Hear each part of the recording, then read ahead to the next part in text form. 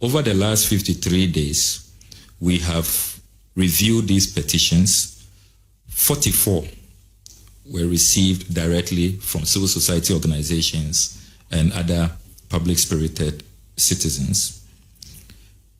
59 of the 230 cases reviewed containing the documents we'll be submitting today were cases that had come up during the period the NDC was in opposition.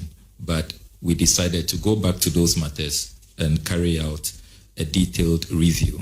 And all of those are contained.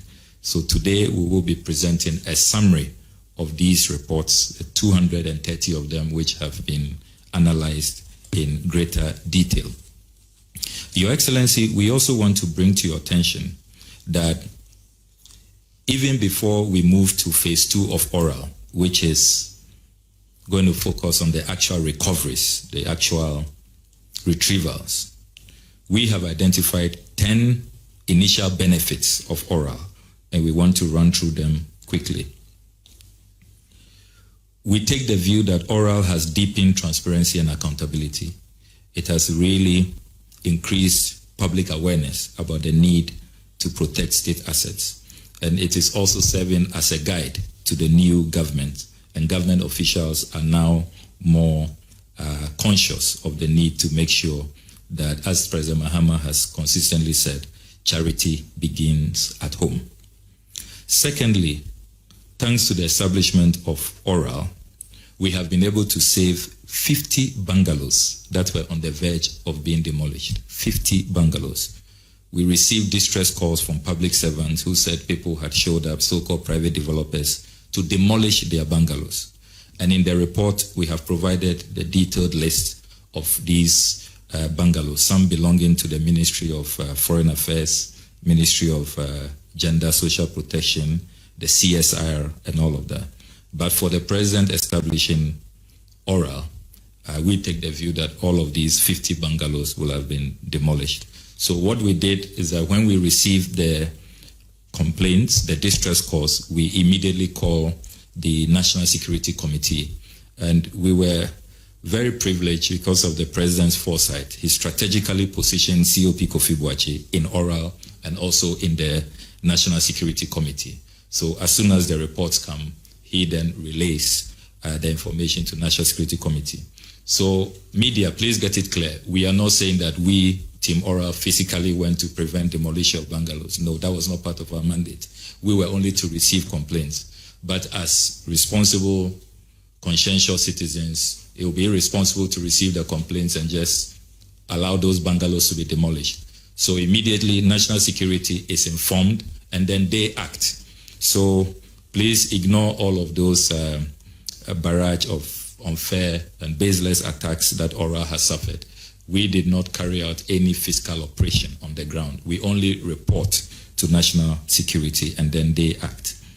We also collaborated with national security to save the Northern Development Authority lands at cantonments. A private developer overnight, on the eve of the president's inauguration, moved in overnight to erect a wall, divided the property into half. Some of you are conversant with that land. It's just opposite the U.S. Embassy, very prime land.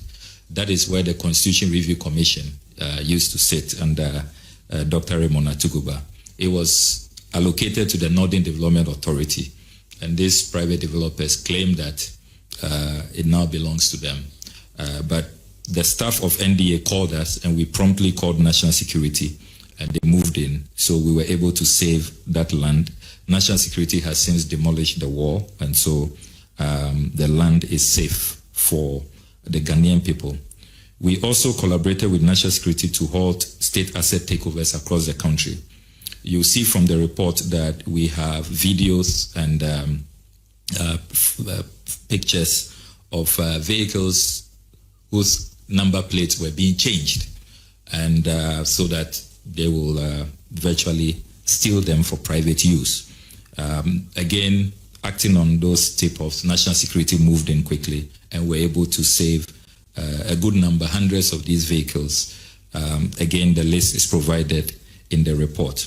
There was also a clash at the Du Bois Center. We received a distress call that a private foundation was taking over.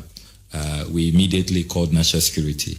And so what we have done now is to ask that the factions should meet and the new Minister for Tourism should resolve the matters. Again, if oral had not been established, only God knows what would have happened at the Du Bois Center. Number 6, we have also saved large portions of the agric mechanization lands at cantonment. Those of you who are conversant with that land, opposite the Elwak Sports Stadium, all of it had been allocated. But fortunately, when ORA was established, the Association of Vegetable Producers and Exporters reached out to us that that's where they used to operate. Large portions of their facilities had been demolished, but their cold room was on the verge of being demolished.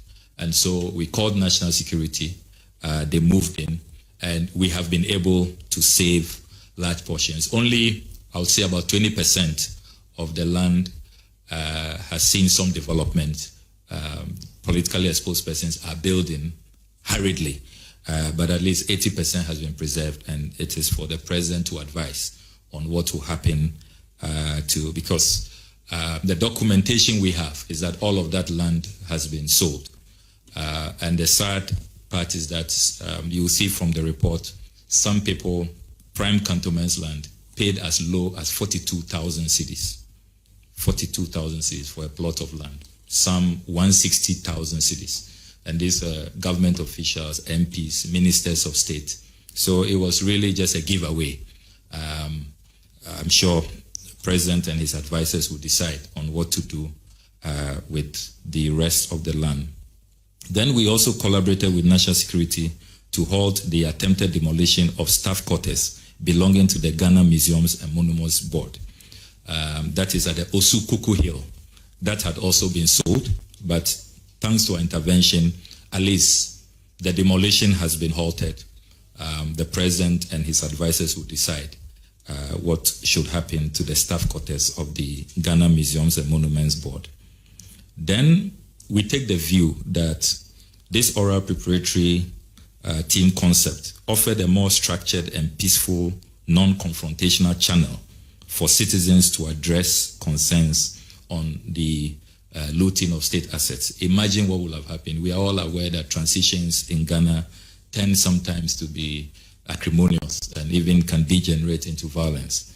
So if Team Oral had not been established for people to have a formal channel to communicate their concerns, and they decided to take the law into their own hands, imagine what would have happened. So instead of the president being bastardized by a few people, I must say, the vast majority of Ghanaians welcome Oral and have commended the president. But a few people who are, raving and ranting, it's clear that this has really helped to ease tensions and to offer Ghanaians who are really coming face to face with looting to report. Number 9, Oral also created a platform for persons of interest to reach out, seeking an opportunity to refund and return what belongs to the Ghanaian people. Quite a number of persons of interest have reached out that they are willing, whether plea bargain or whatever approach, to just have their peace and return, or probably pay the real value for the land that has been given to them. So all of that is contained in the detailed report, and the president and his legal advisors will take a decision on the way forward. Finally, President Mohammed's Oral initiative has also attracted phenomenal local and international requests for forensic collaboration to recover the loot hidden offshore. We have received a number of international requests to support this initiative of the president in terms of forensics and to help in offshore retrievals, and all of that is documented in the report. This is for the president to decide on the nature of this collaboration. Some of them have said that it will not cost us anything. They may just ask for a little percentage of success recoveries, but I'm sure the president, the attorney general will advise on that moving forward.